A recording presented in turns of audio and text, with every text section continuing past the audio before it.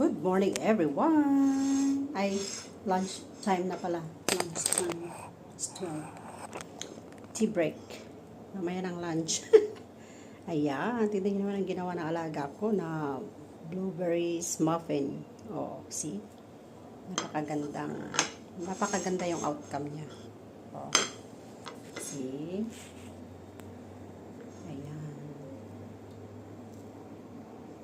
Tea break. Kasi kumain natin ng breakfast, kaya break time.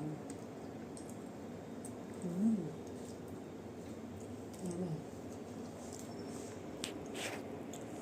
Tiin natin para makita natin yung pinaka tignan nyo. Napaka-fluffy. See? Fluffy, guys. Ako naman nagkakain kaya okay lang. Sarap yung ano namin sa gilid. Wala kaming pangdikit. Ayan. Ayan guys, oh. O, diba? Perfect. Parang bumili ka na rin ng muffin sa Fusion. Ayan. Kinuha ko yung recipe dito para gawin natin next time. Tinikman ni amo ko, sabi niya, medyo matamis to para sa kanya. Kaya sa sunod na gagawa ako, ito kasi ay gawa ng panganay. Bawasan ko yung yung sugar.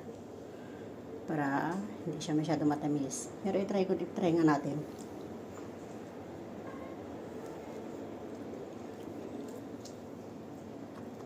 Tama lang para sa akin.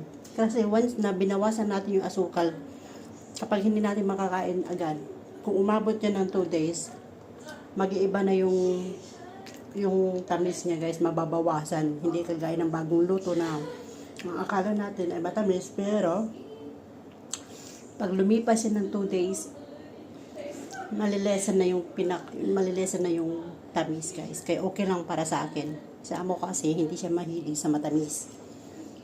Kaya para siyang naninibago na para matamis, pero hindi. Okay lang. Sarap. Yummy. Thank you for watching, guys. Bye, everyone. Have a nice day.